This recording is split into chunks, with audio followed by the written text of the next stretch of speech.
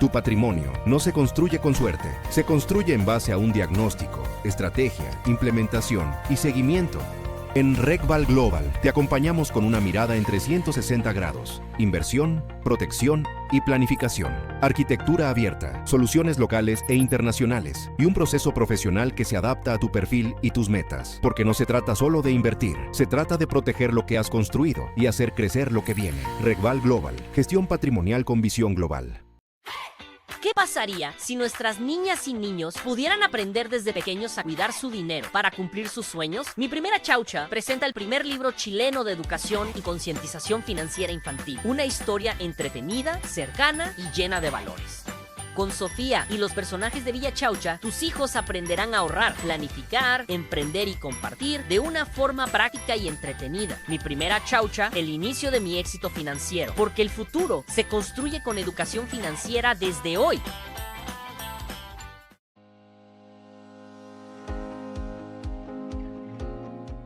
Hola, ¿qué tal? ¿Cómo están? Bienvenidos a un nuevo capítulo de El Mercado Cereal versión TV. Y el objetivo del capítulo de hoy, sobre todo, es que vamos a analizar las principales señales económicas y financieras de la semana, conectando con el escenario internacional y con Chile, y terminando con herramientas prácticas para interpretar lo que puede ocurrir durante los próximos días. Y aquí nos vamos a hacer una pregunta general para ir avanzando en el capítulo. ¿Por qué los mercados pueden entregar señales positivas mientras la economía todavía muestra debilidad? Y bueno, es importante mencionarles que no buscamos pronosticar precios ni recomendar inversiones específicas. El objetivo de nosotros es explicar qué pasó, por qué importa, cómo puede afectar a nuestro país, a Chile, y qué conviene observar ahora.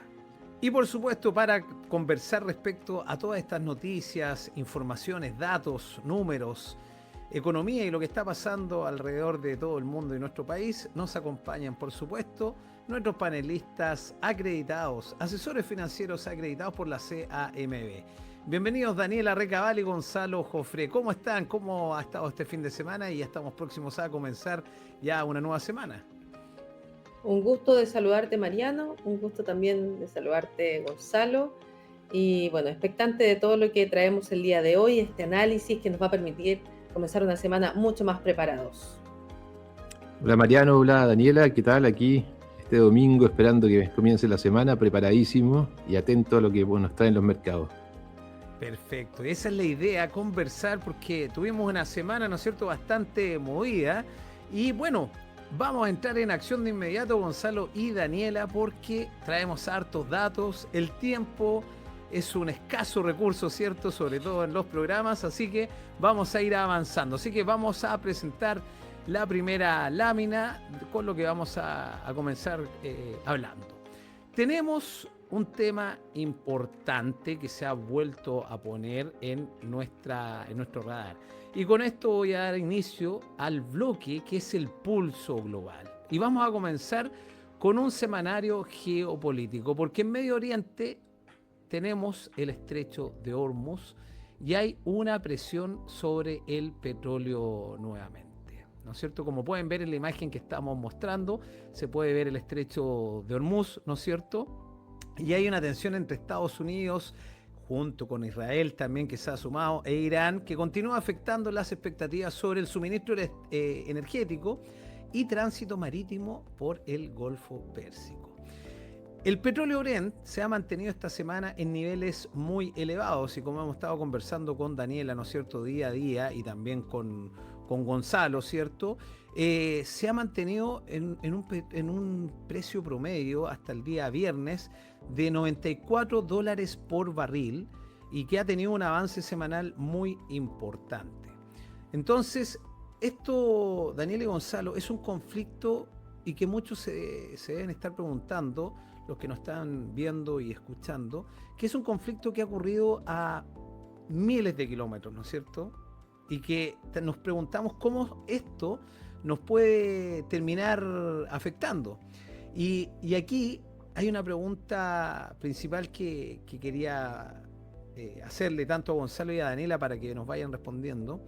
¿Por qué el estrecho de Hormuz es tan relevante para la economía mundial? Mira, Mariano, Te comento, yo tengo un dato ahí que se maneja lo empezamos a conocer mucho más desde que empezó esta guerra, que quizás antes no se escuchaba mucho o que no le poníamos atención, pero el estrecho de Hormuz mueve o es la llave de paso del 20% de la producción total de petróleo o del consumo total de petróleo a nivel mundial. Entonces, 20% el dato. exacto, el 20%. 20%. Son 20 millones de barriles diarios que pasan por ahí.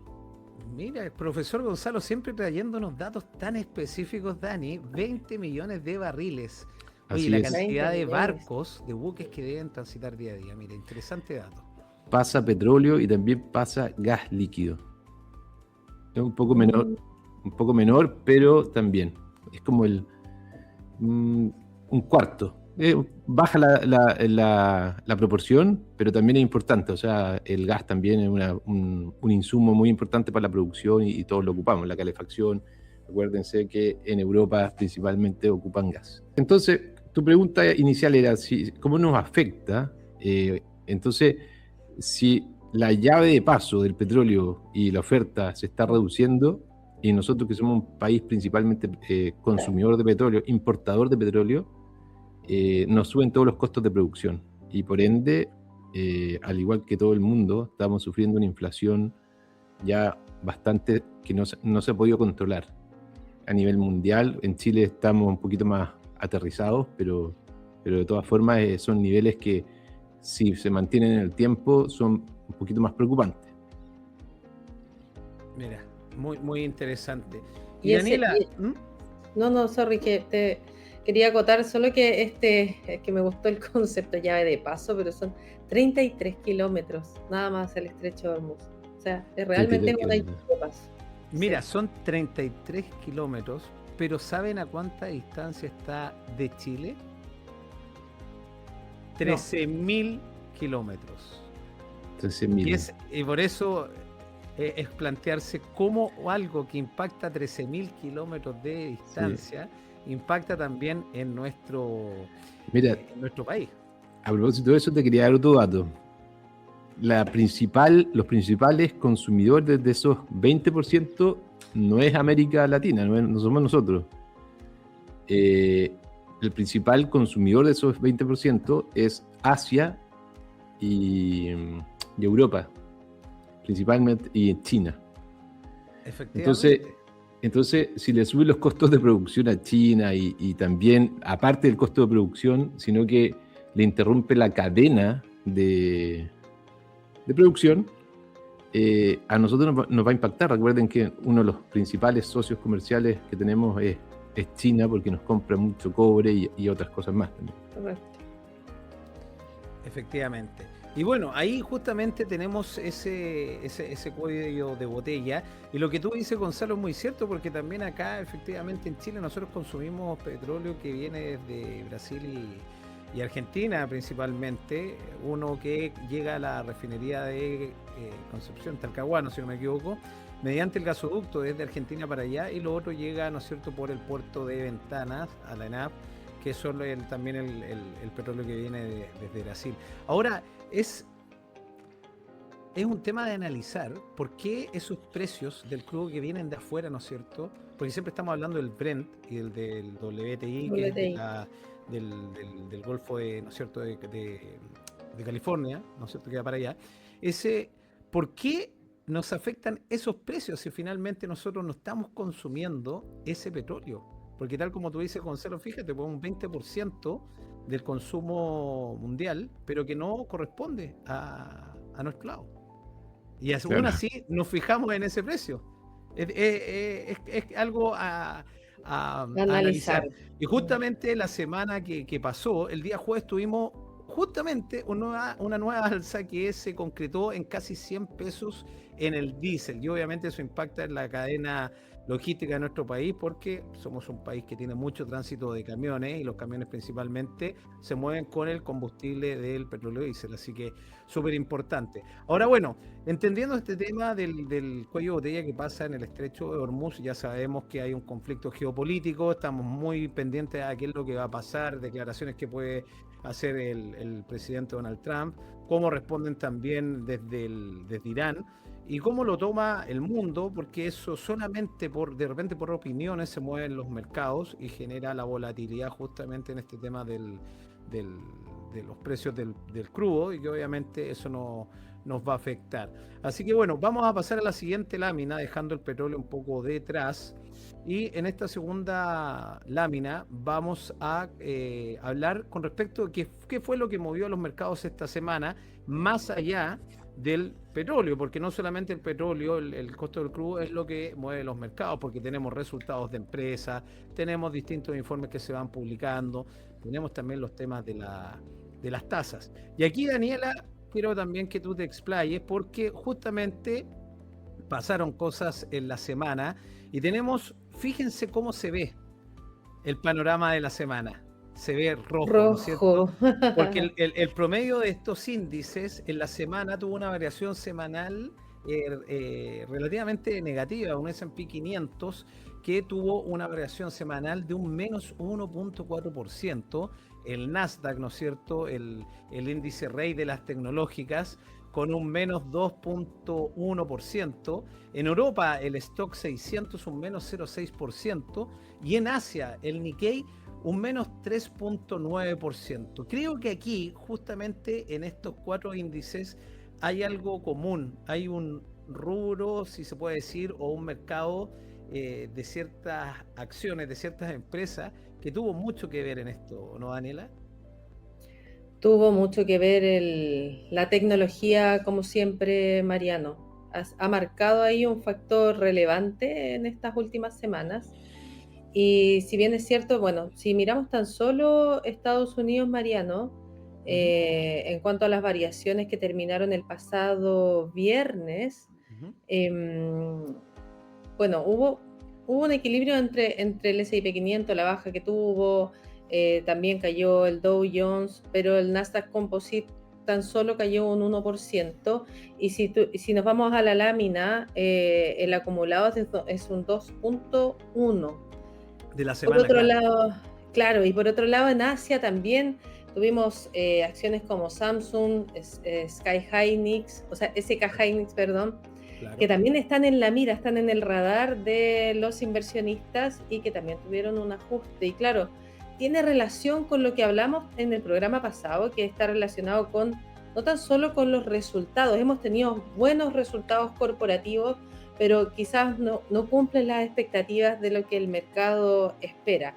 Y claramente todo el conflicto que persiste en Medio Oriente, que encarece costos de producción, de transporte, sí afecta. Podríamos decir que van de manera separada, pero no, está todo correlacionado. Así que son factores que debemos ir mirando, no tan solo los resultados, sino también todo lo que lleva a las expectativas de lo que el mercado espera y de cómo se van a llevar a cabo también los programas de financiamiento para la infraestructura, en este caso, por ejemplo, en el tema de la tecnología.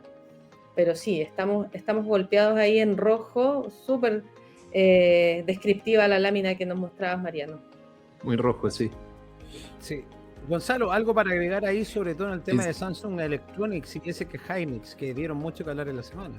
Mira, me gustaría agregar un punto que tiene que ver con las tasas de interés. En Estados Unidos el Treasury 30 años llegó a su peak de, creo que los últimos 5 años, o bastante alto, 5 y tanto, por ahí lo podríamos confirmar. De hecho, mira, te propongo lo siguiente, Gonzalo, vamos a pasar a la siguiente lámina, porque justamente viene este tema, porque ¿qué movió los mercados en la semana? Fue la pregunta que nos hicimos viendo esa lámina, que tenemos un promedio finalmente negativo en los principales índices, ¿no es cierto? Y tal como lo dijo Daniela, hubo días de la semana que sí fueron positivos para los índices, pero finalmente los mercados, uno tiene que sacar promedios, ¿no es cierto? En el mediano plazo, en el largo plazo. Y en el plazo de una semana, los mercados, que estábamos hablando ahí, de esos índices fueron negativos. Y aquí justamente, Gonzalo, era en el tema que ibas a centrar tú, porque justamente debido a los temas de las tasas, tenemos un tema con los bonos que ahí tú te puedes explicar en profundidad. Sí, mira, el tema de las tasas y los bonos, y tuvieron su impacto también en la bolsa. tiene que ver con lo que hablábamos en un principio, que nos está rigiendo todo, que es la situación del petróleo, y que no está controlado y tampoco hay una certidumbre de lo que viene hacia adelante. Entonces, lo que está pasando es que se está permaneciendo por más tiempo o proyectando una inflación durante más tiempo alta. Esto lo que genera es que también existan rumores o más señales de que la tasa de interés debiera permanecer alta para frenar la inflación. Independiente de que también, como conversamos el domingo pasado, el desempleo en Estados Unidos estaba dando señales de enfriamiento, pero para tomar una decisión el Banco Central si bajar la tasa, tiene que ver varias variables. Y esta variable que está con la tasa que tiene que ver con la inflación no ha permitido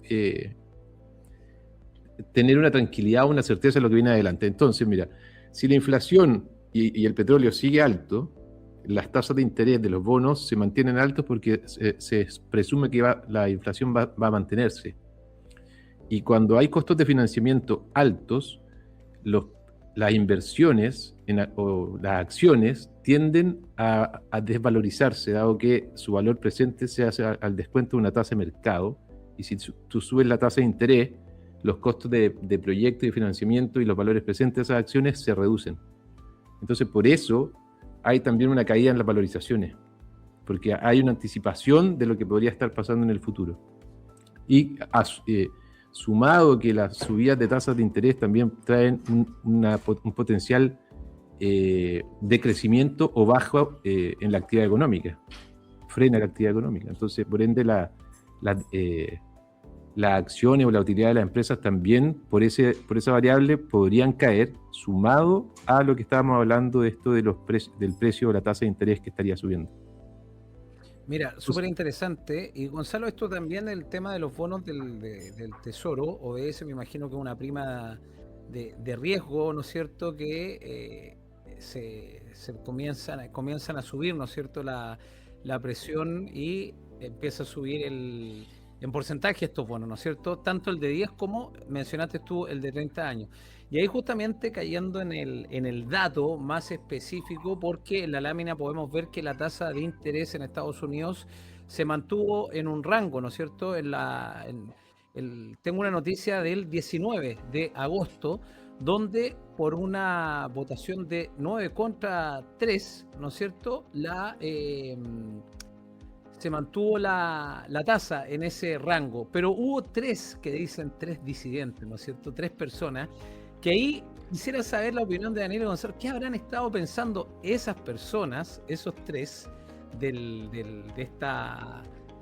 ¿cómo se dice?, de esta reunión, ¿no es cierto?, que tuvo la Fed, para dejar la tasa en 3.50 y 3.75, pero ellos querían subirla? Bueno, es que de alguna ¿Por qué manera opinarán de esa manera ellos frente a los otros?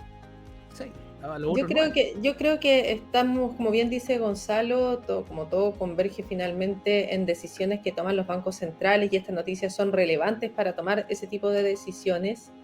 De alguna forma deben haber sido un poco más conservadores, claramente, de mantener aún más frenada la inflación. El objetivo principal de que no suban las tasas es frenar la inflación, pero nos puede meter en un ciclo económico bastante peligroso de mantenernos demasiado estancados económicamente, y el hecho de que pudiesen, mantenerse las tasas al menos es una medida no tan fuerte como volver a subirlas en el corto plazo.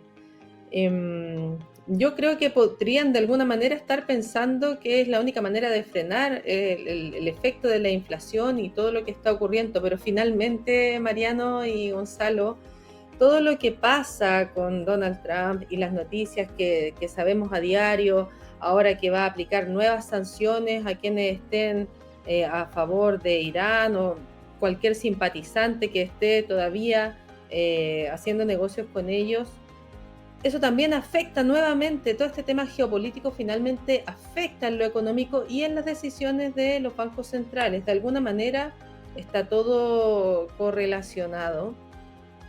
Yo creo que en eso podrían haber estado pensando. Es muy difícil saber realmente en qué pensaban, pero claramente apunta hacia eso, a mantener una inflación más controlada, lo cual no quiere decir que sea la mejor alternativa en los tiempos en los cuales estamos. Yo creo que Mira, deberíamos buscar ahí un consenso. Está complejo el panorama, Mariano. sí, de hecho ahí le quería hacer una pregunta a Gonzalo, porque justamente la próxima reunión que tienen de la FED está proyectada entre el 15 y el 16 de septiembre, muy cerquita de nuestras fiestas patrias, ¿no es cierto? Y las expectativas de los analistas siguen apuntando a una nueva mantención, aunque con un claro sesgo de una eventual alza ya más hacia diciembre o enero. Y ahí te quiero hacer una pregunta, Gonzalo, al profesor Gonzalo.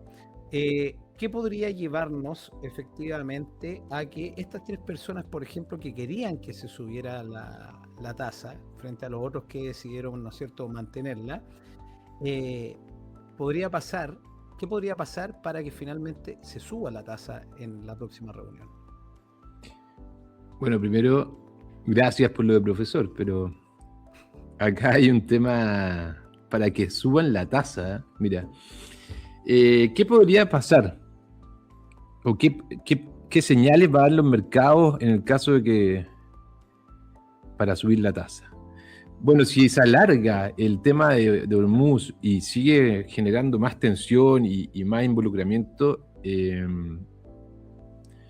las señales van a ser de mantener la tasa alta o subirla. ¿Por qué? Porque independiente de que el empleo esté bajando un poco en Estados Unidos, mostrando señales de enfriamiento, con un petróleo en el nivel que estamos y con la incertidumbre que hay, no hay buenas señales como para llegar y tomar una decisión. Hoy día vienen cosas como más decisivas también en el escenario mundial, que tiene que ver con la próxima semana se va a dar el PIB de Estados Unidos, se está proyectando también las elecciones en Estados Unidos de midterms o mediado término. Entonces se está jugando, hay mucho en juego en este proceso de cierre de año entre septiembre y diciembre, ¿ya? No es como para llegar y tomar decisiones primero como inversionista a la rápida, y me imagino todavía más difícil el tema para los bancos centrales. Los bancos centrales creo que están en una posición de mirar y ver lo que está pasando con Donald Trump y poder ir reaccionando en el camino.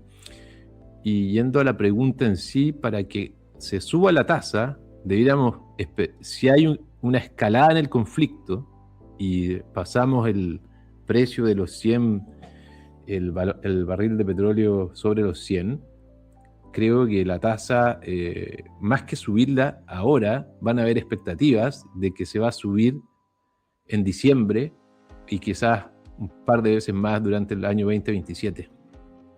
Entonces, esos son lo que yo creo que podría estar pasando para que subiera la tasa, ¿ya?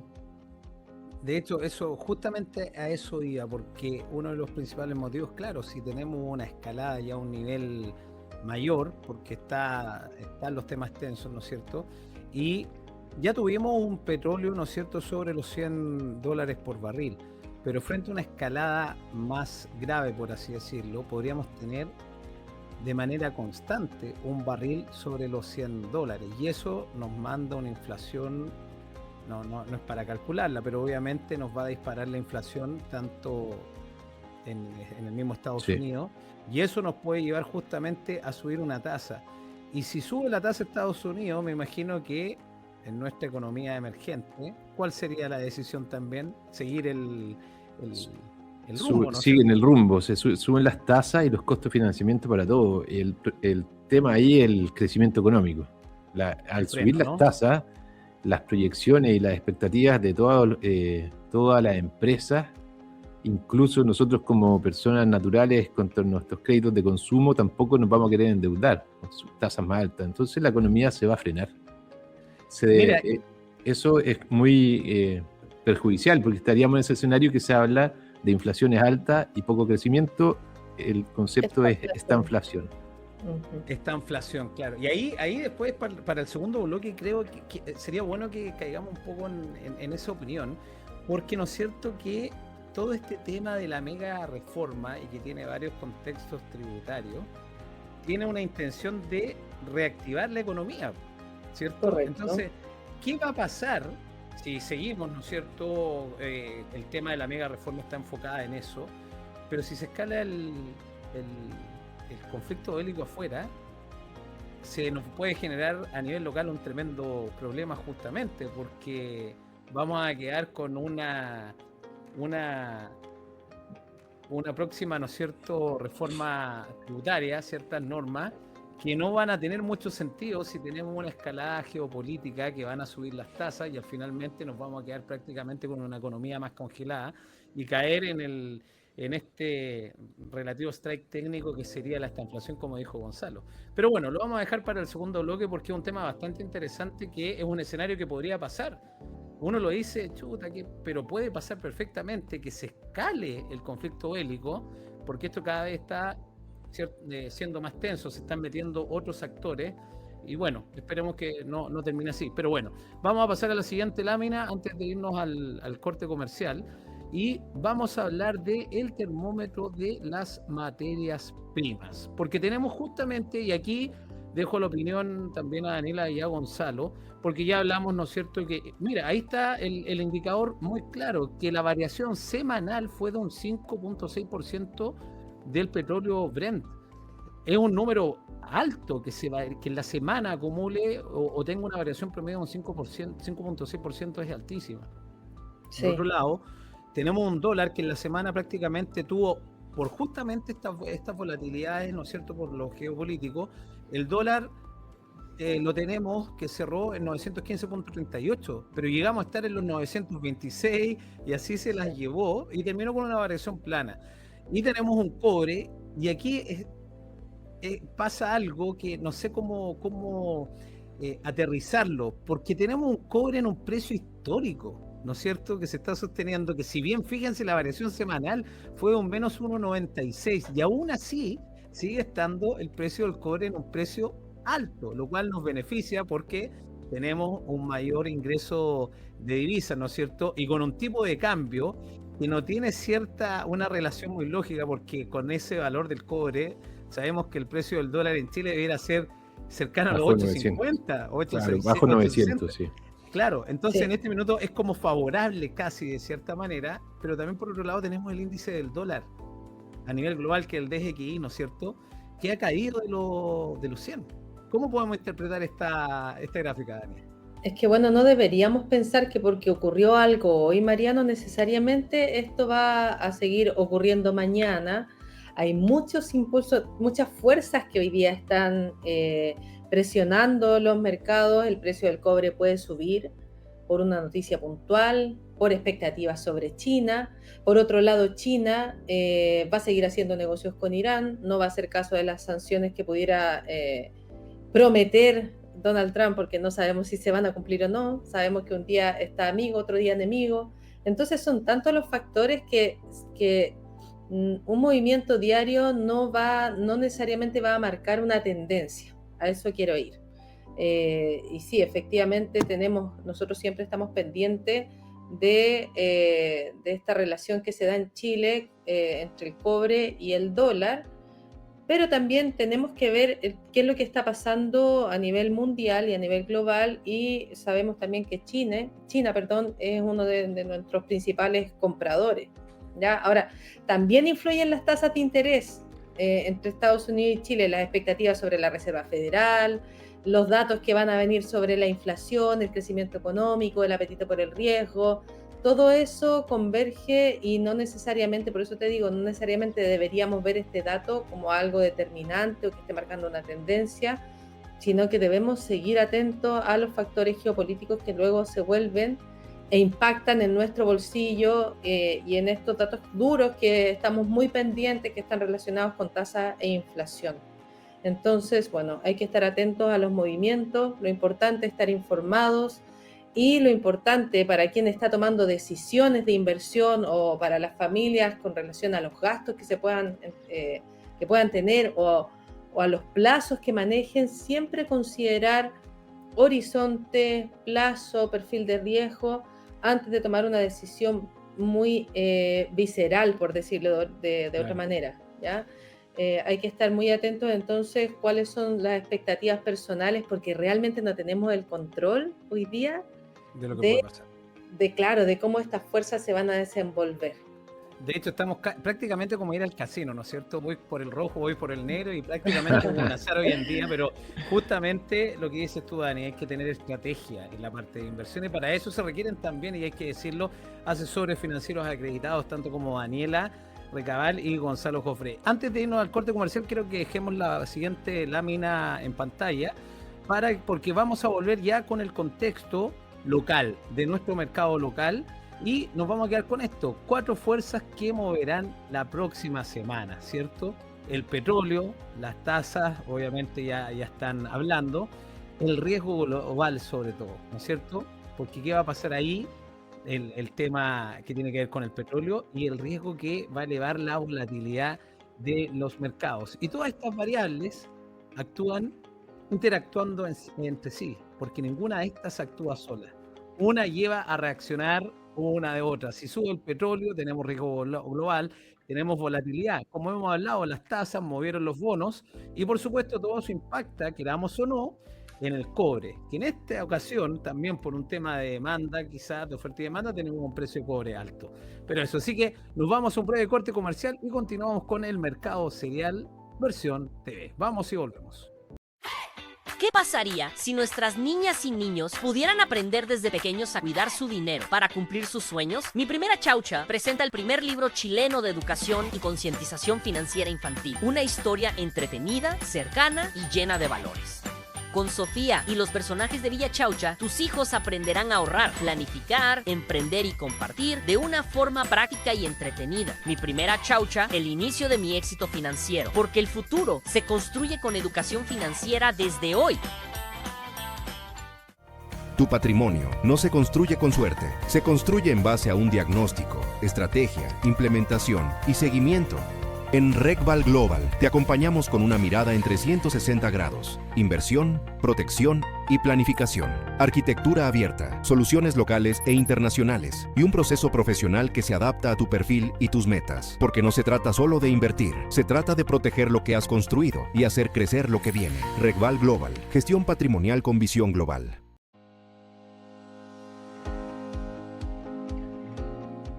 Estamos de vuelta en el mercado cereal versión TV. Y aquí quiero pasar a la siguiente lámina porque vamos a hablar con respecto de nuestra economía que sigue débil.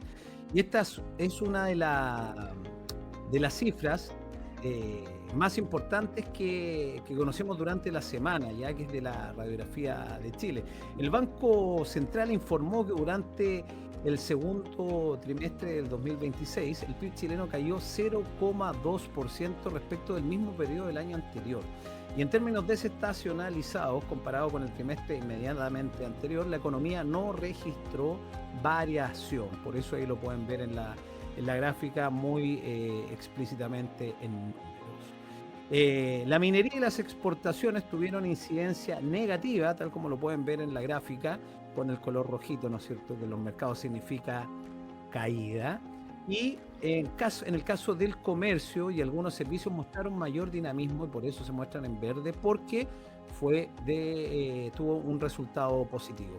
Gonzalo, quisiera comenzar aclarando probablemente una duda más inmediata. Con estos números podemos estar hablando, y con un PIB negativo, que Chile estaría en cierta recesión o no necesariamente. ¿Cómo se puede interpretar? Se puede interpretar de que estamos pasando por una inercia, o sea, venimos con una inercia de números, de economía, de varios años atrás, no hablemos de gobiernos, pero estamos con crecimientos que no son los óptimos en Chile, hace bastantes años, y hoy día, claro, estamos con ese indicador del PIB trimestral de menos 0,2, pero también hay una señal ahí que creo que el IMASEC fue positivo, el último IMASEC. Entonces, te doy de inmediato el dato. Sí, creo que, si recuerdo bien, fue positivo, pero veníamos de enero, febrero, marzo. Sí.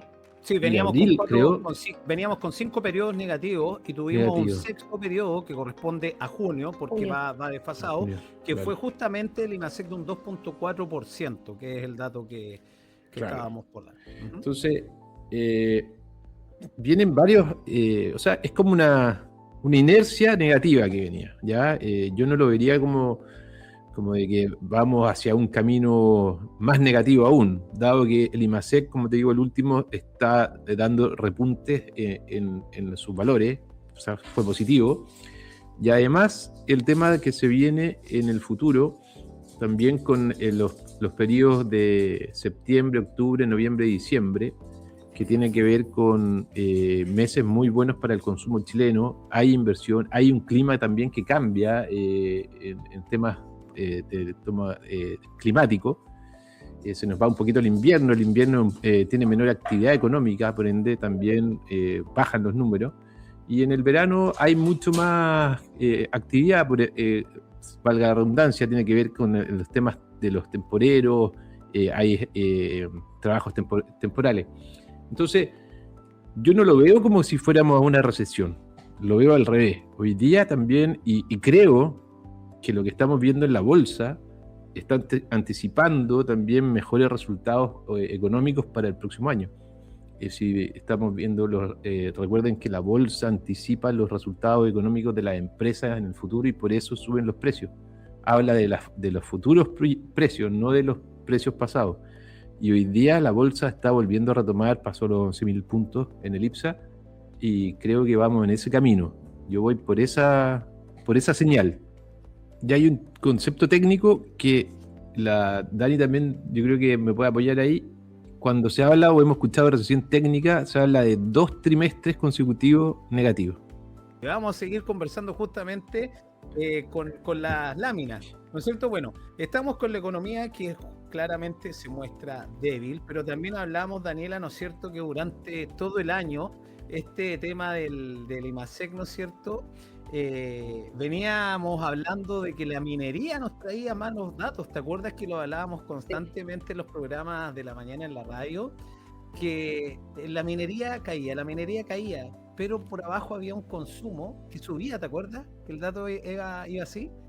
Bueno, y precisamente el dato que tú mostraste del Producto Interno Bruto nos muestra datos negativos en el sector de minería, datos negativos en el sector de exportaciones, pero en comercio y servicio datos positivos en meses que no son los mejores, porque como bien dijo Gonzalo, tenemos mejores expectativas para esta segunda patita del año. Por lo tanto, los sectores nos entregan un poco más de mejores expectativas, de optimismo, por decirlo de otra forma, porque sabemos por qué tenemos como razones más de pesos que no son necesariamente chilenas o chilenas solamente, con relación a estos rendimientos negativos tanto en las exportaciones como en la minería.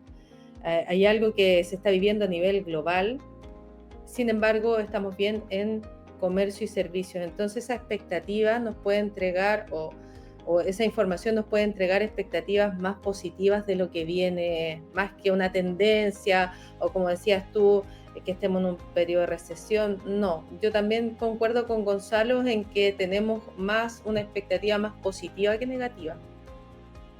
Y también yo me uno a eso porque también después de cuando se toman medidas, ¿no es cierto? Cuando venimos de algún periodo malo, negativo, se empiezan a tomar medidas, no es una varita mágica que te soluciona, ¿no es cierto?, de un mes a otro. Y estábamos hablando que ya pasó el primer semestre y recién, después de 6 meses, estamos viendo resultados positivos justamente en un IMASEC.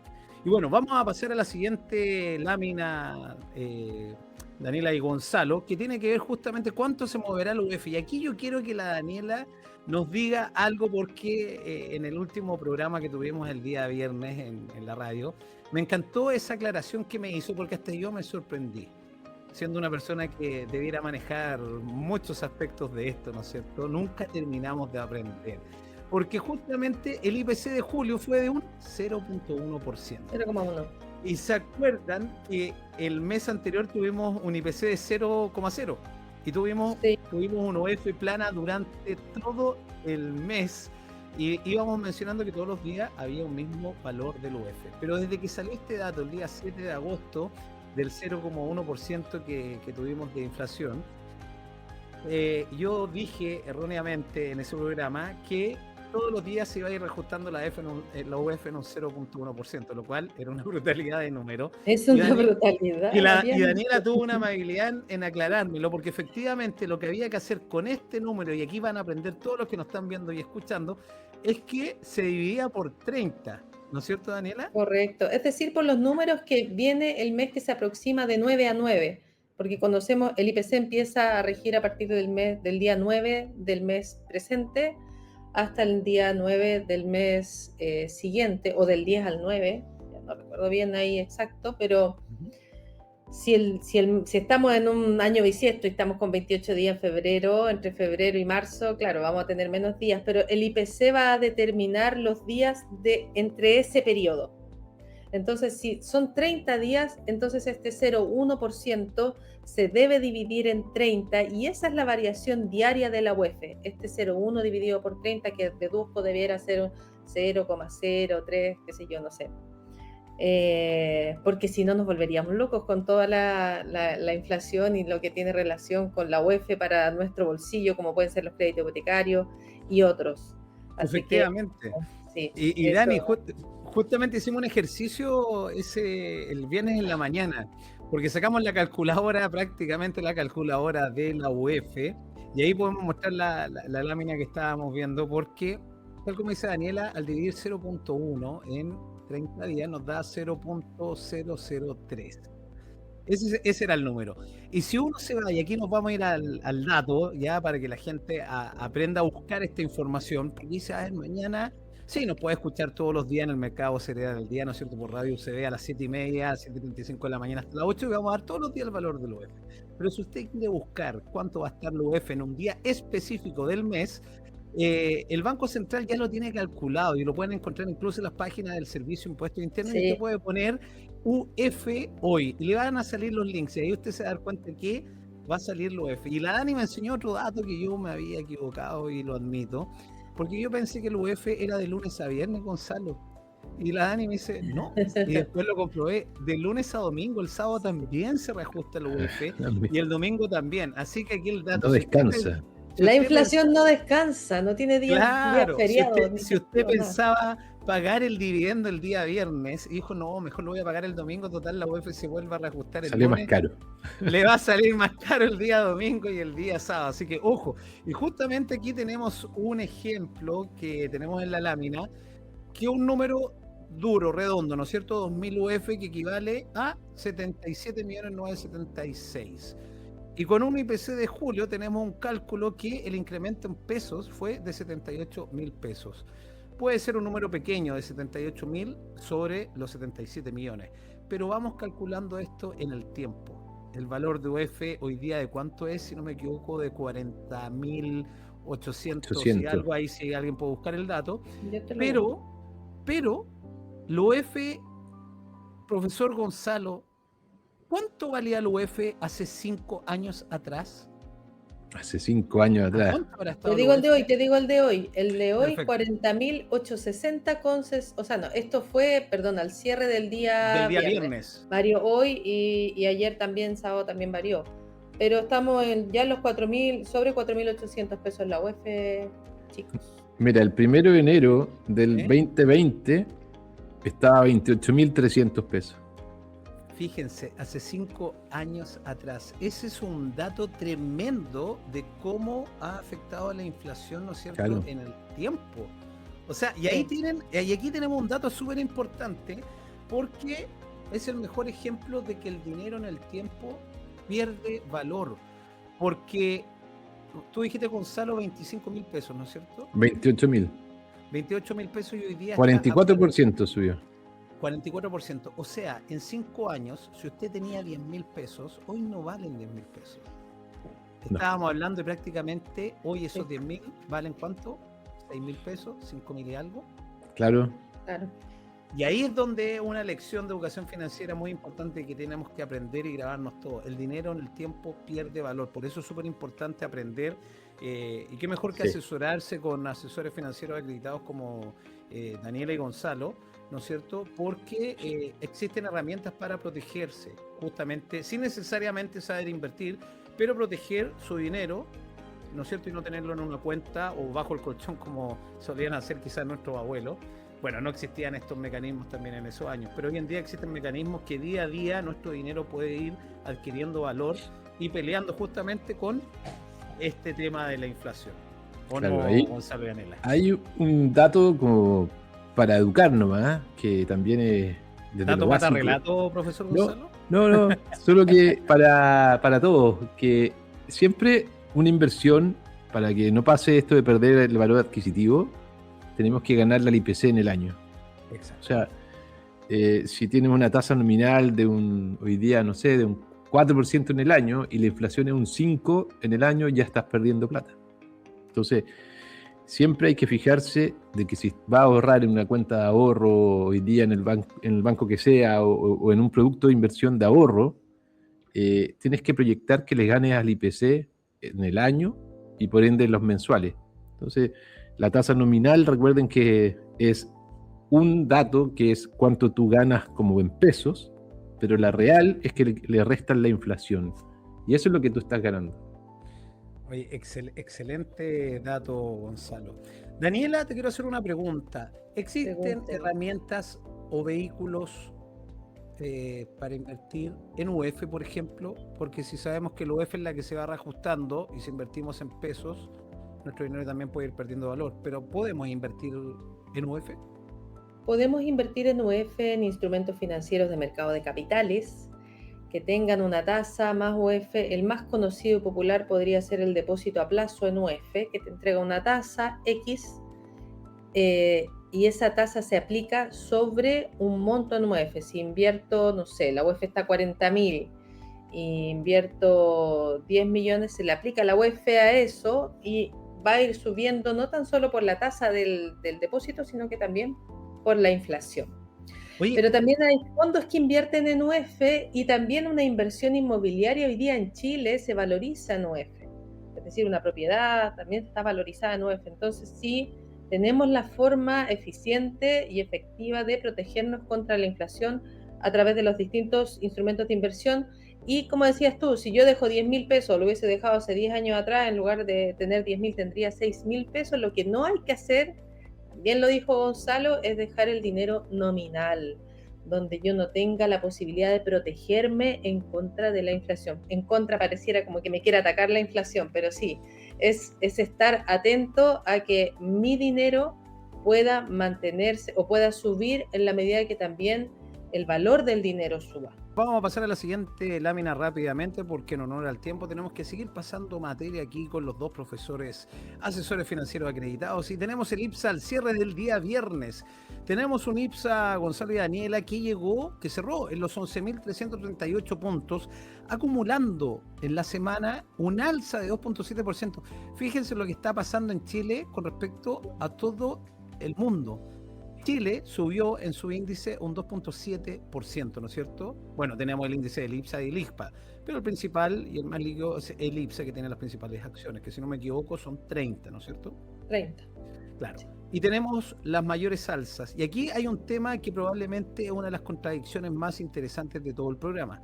Porque acabamos de hablar de un PIB, ¿no es cierto?, que cayó 0,2% anual, pero cuando miramos la bolsa de Santiago, que lo estamos viendo, la historia puede ser bastante diferente, porque tenemos en nuestra pantalla un semáforo del IPSA, que a la izquierda tenemos las 3 acciones que tuvieron mayor alza, y a la derecha las 3 acciones que tuvieron mayor baja. Gonzalo o Daniela, aquí ustedes decían, ¿dispara usted o disparo yo? ¿Cómo puede subir una bolsa cuando la economía acaba de entregar una cifra justamente negativa? Bueno, no sé Dale, si Daniela, dale. o sea, es que me voy a, ya que estás mostrando esta lámina que es bastante decidora, hemos tenido muchas noticias en torno a ese QMB y es de las acciones que todos los días está transándose con volúmenes relevantes, sobre 30.000 millones y así todos los días, ya días más, días menos. Entonces, que tenga un incremento de un 3,74, luego de que había tenido una corrección importante, estando en un sector que ya sabemos que ha sido complejo, que es el sector de la minería y que de alguna manera mueve nuestra economía también, gira en torno también a las noticias de la compañía. Por eso que el dato estadístico o lo que está pasando en los mercados globales no puede hablar por sí solo, sino que también aquí hay expectativas, entrega de resultados, crecimiento en términos de rentabilidad de una empresa que fue mejor a lo esperado. Y eso obviamente impulsó la acción al alza. Entonces, sí puede reaccionar el mercado cuando las compañías entregan resultados que son mejores a los esperados de manera positiva, a pesar de que el panorama global esté siendo negativo. Por otro lado, para mostrar la contraparte en cuanto a las mayores bajas, me voy a quedar con Itaú CL. Itaú es una acción que estaba altamente recomendada y cumplió un porcentaje importante de alza, y esta es una corrección. Por lo tanto, sí ha tenido muy buen desempeño. No necesariamente el día marca la tendencia de lo que las distintas compañías han venido logrando en estos últimos meses, María. Perfecto. ¿Algo para agregar, profesor Gonzalo? Mira, solo agregar, porque claro, entrando al detalle de estas acciones de las empresas, pero yo me quedaría con el tema del IPSA en general, que va encaminando, pasando los 11.300, anticipando que la economía en Chile se visualiza con mejores proyecciones para el 2027, quizás con fundamento en las reformas, quizás con fundamento en temas económicos, el empleo y gestiones. Pero bueno, yo creo que estamos también ahí, y si vamos al detalle, Copec puede tener resultados en relación a lo que vimos del petróleo, alza en el petróleo, SQM vinculado a toda la demanda que hay hoy día a nivel mundial de tecnología de cobre y litio. Así que yo creo que, como dice Daniela, son resultados puntuales de estas acciones, pero me quedaría con el panorama general en relación a que el IPSA despegó de los 11.000 y esperemos consolide estos valores y siga su proyección hacia... Entiendo que hay algunos bancos de inversión que proyectaron sobre los 12.000 a final puntos del IPSA para finales del 2026. No, incluso hay algunos más optimistas que lo hemos revisado con varios datos que hemos ido viendo, noticias también.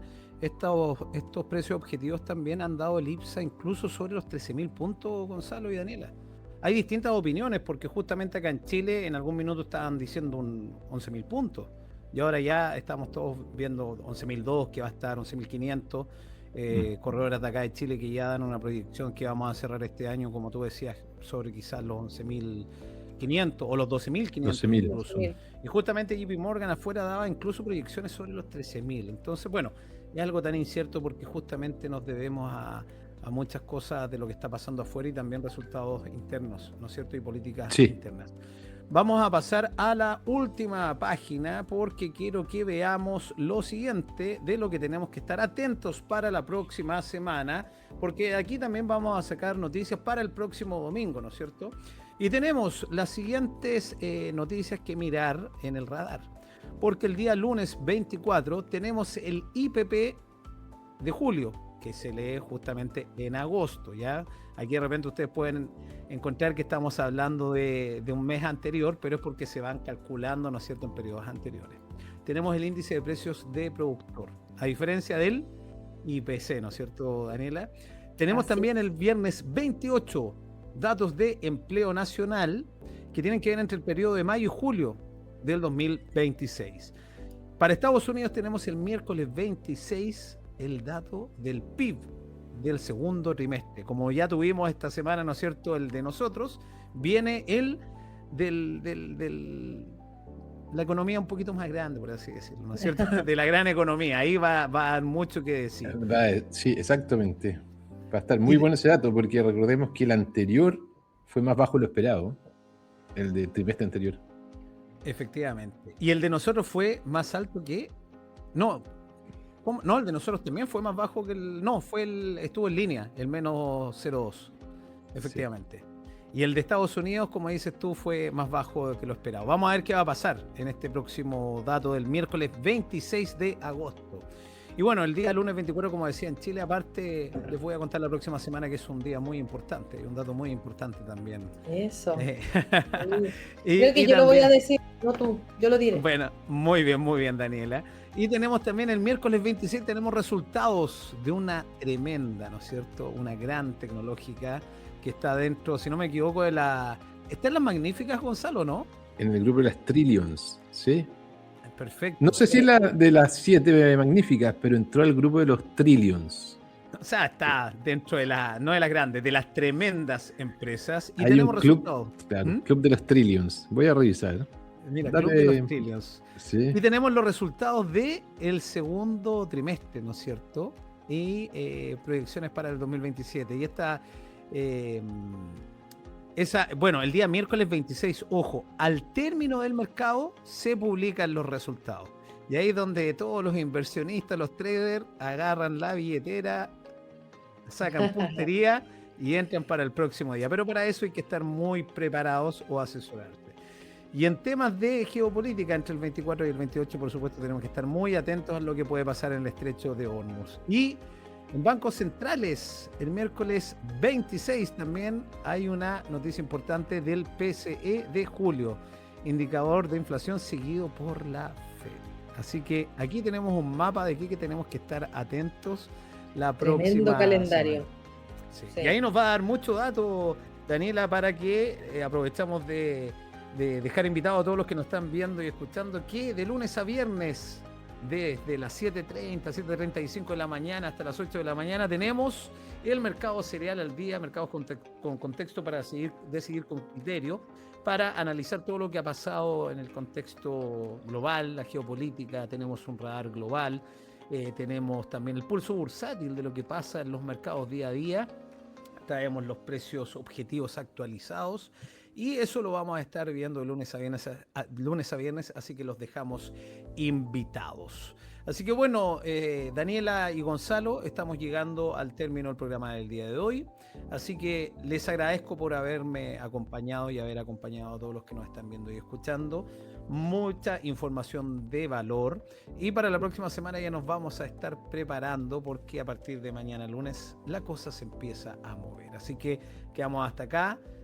Para que ustedes se despidan, yo por mi parte les dejo un gran saludo y que tengan una excelente semana, tanto ustedes como quienes nos están viendo. Eso, que tengan una semana bien atentos a las noticias y a ir aprendiendo y a ir empapándose también de toda la información que nosotros les podemos entregar, no tan solo en noticias, sino también en educación financiera. Así que un gran abrazo y nos estamos viendo el próximo domingo. Sí, hasta el próximo domingo. Excelente semana. Se agradece haber compartido con ustedes este domingo, así que esperemos que la próxima semana, este lunes ya, nos traten bien los mercados.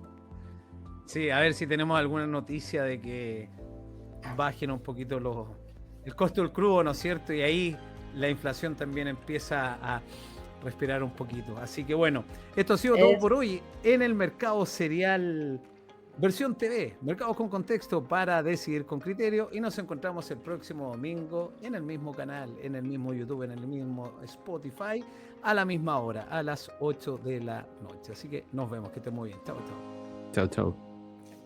Chao. ¿Qué pasaría si nuestras niñas y niños pudieran aprender desde pequeños a cuidar su dinero para cumplir sus sueños? Mi Primera Chaucha presenta el primer libro chileno de educación y concientización financiera infantil. Una historia entretenida, cercana y llena de valores. Con Sofía y los personajes de Villa Chaucha, tus hijos aprenderán a ahorrar, planificar, emprender y compartir de una forma práctica y entretenida. Mi Primera Chaucha, el inicio de mi éxito financiero, porque el futuro se construye con educación financiera desde hoy. Tu patrimonio no se construye con suerte, se construye en base a un diagnóstico, estrategia, implementación y seguimiento. En RegVal Global te acompañamos con una mirada en 360 grados. Inversión, protección y planificación. Arquitectura abierta, soluciones locales e internacionales y un proceso profesional que se adapta a tu perfil y tus metas. Porque no se trata solo de invertir, se trata de proteger lo que has construido y hacer crecer lo que viene. RegVal Global, gestión patrimonial con visión global.